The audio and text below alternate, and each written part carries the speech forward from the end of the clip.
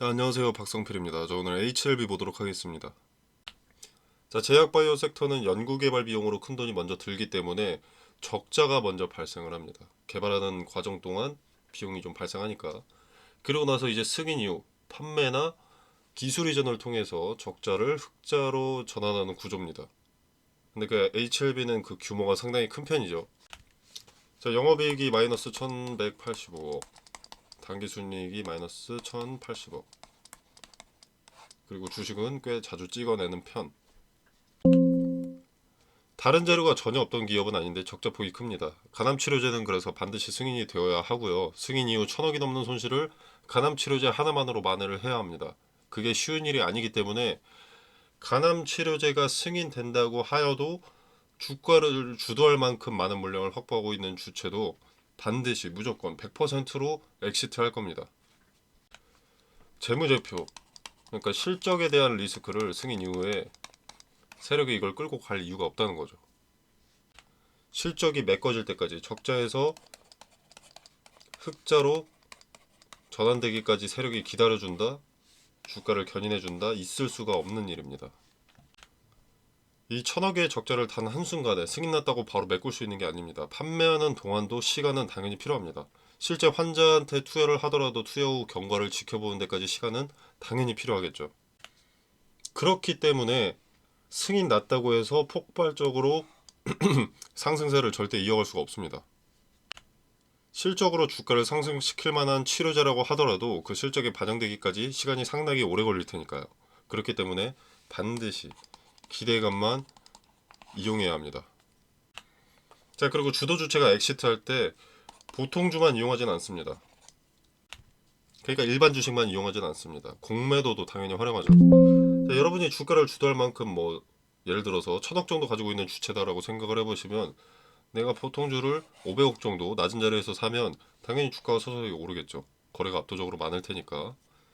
같은 맥락으로 주가가 올랐을 때 높은 자리에서 주가를 주도하는 내가 팔아치우면 주가가 내려가겠죠. 보통주는 이렇게 정상적으로 컨트롤 하되 내가 팔면 내려가는 게 기정사실이기 때문에 이때 공매도 같이 치는 겁니다. 그러고 나서 주가가 떨어져서 다시 바닥을 찍으면 그때 공매도했던 주식을 매수하면 끝. 그러면 보통주로도 수익, 공매도로도 수익. 주도 주체는 오를 때도 수익, 내릴 때도 수익이라는 거죠. 근데 이게 이렇게 되려면 매수 주체가 많아야 합니다. 고점임에도 불구하고 보통주의 매도와 공매도의 물량까지 받아줄 만큼 이런 자리에서 매수가 많이 들어와야겠죠. 개인들이 가장 많이 매수할 때는 재료가 아직 남아있을 때, 상한가를 찍었는데도 불구하고 내일 더 오를 거라고 기대하고 확신할 때입니다. 예를 들면 ND 신청이나 클래스 1을 받았을 때겠죠. 확정 받았을 때. 그래서 승인 받고 나서 결정하겠다. 이것은 위험합니다. 상당히 리스크가 커집니다. 그때부터는 투자자들도 위축되기 마련이거든요. 더 이상 간암 치료제급으로 큰 재료가 없고 그 재료에 대한 기대감이라는 것은 사라지는 것이기 때문에 기대감은 1의 소모성이죠. 자, 승인받으면 실체가 생기는 것이고 기술 이전하면 알테오젠처럼 되는 거 아니냐? 그건 모르는 겁니다. 모르는 것에 베팅하는 자체가 카지노 하는 것과 다를 바가 없고요. 재료 사이즈도 많이 다릅니다. 알테오젠은 전 세계에 경쟁 상대가 없습니다. 그 막강한 재료가 2043년까지 특허로 보호받기도 하고요. 재료의 수준이 다르기 때문에 알테오젠과 비교하기 못됩니다. 알테오젠을 꿈꾸면서 무대응으로 일관한다면 가질 수 있던 수익은 없어지고 손실은 커질 겁니다. 기대감만 이용해야 한다는 것이 권유가 아니고요. 경고에 가깝습니다. 개인 투자자들은 보통 물린 세월이 길수록 보상 심리가 작용해서 높은 목표 주가를 설정하는 경우가 있는데 감정적으로 대응하다가 진짜 인생이 힘들어질 수 있습니다. 꼭 기대감만 활용하시기를 권유드리겠습니다. 자, 그리고 종토방 같은 커뮤니티 보니까 1월 신청에 뿔난 분들이 많던데 왜 그런 거죠 이거? 원래 1월이 가능성이 높은 건데 12월이 아니라서 삐진 건가요? 12월이 6개월 데이터가 쌓이는 날이고요. 아주 빨라야 12월 말쯤에 NDA가 가능했던 겁니다. 가능할 수 있었다. 그럴 수도 있다. 통상적으로 1월로 예측이 되었고요.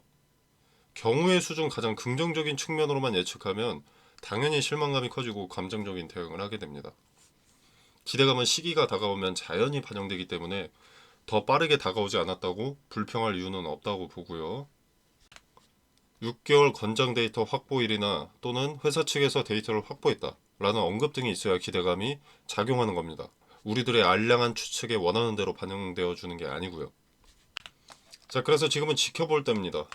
권장 데이터가 확보되는 12월 주가 추이를 지켜보고 거래가 어느 자리에서 많이 동반이 됐는지 유심히 지켜보고, 그리고 그 자리는 그러면 어떤 의미가 있는지 지켜보는 것이 중요합니다. 기대감이 반영될 때 저항을 받는 자리가 어디인지, 지금처럼 실망감이 공존하는 자리에서 지지받는 자리는 어디인지. 자, 일단 차트 한번 보면은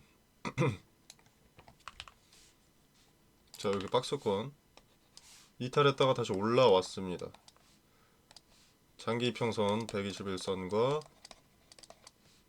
5일선이 수렴대였고요. 그리고 얘네가 지지 포지션을 잡고 있죠. 지지 스탠스를.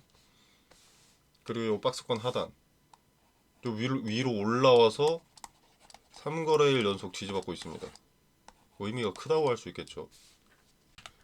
차트를 어느 정도라도 보시는 분들은 지금 흐름이 긍정적이라는 것을 아실 텐데 뉴스에만 의존하고 요거에만 주목하고 있으니까 아무것도 모르고 뿔나는 겁니다.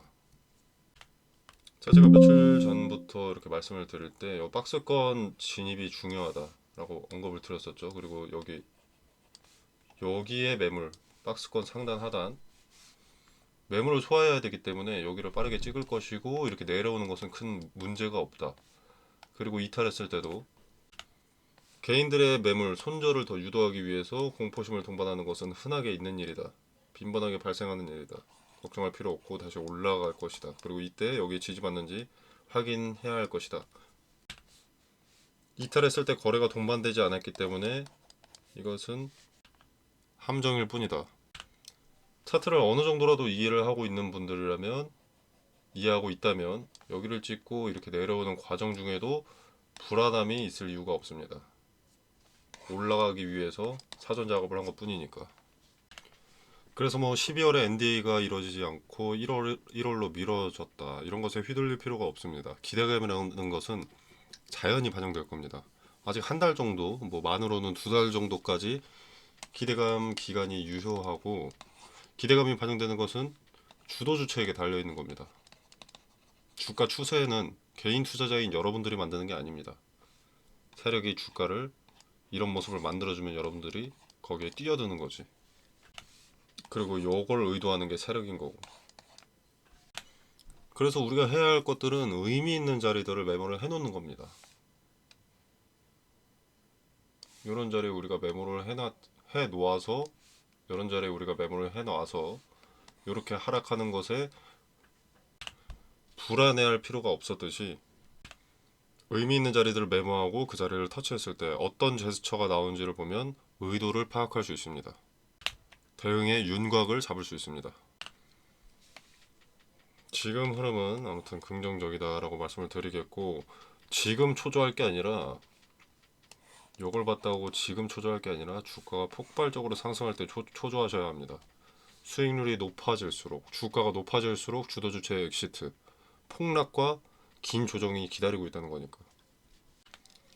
자, 우리가 아래에서 이런 의미 있는 자리를 캐치를 했기 때문에 이런 하락에도 태어날 수 있었고, 분할매도 타점과 분할매수 타점을 잡을 수 있었습니다. 거꾸로 상승에도 분할매도 타점을 똑같이 잡을 수가 있겠죠. 그래서 의미가 큰 자리들, 이 자리를 캐치하는 게 중요한 겁니다.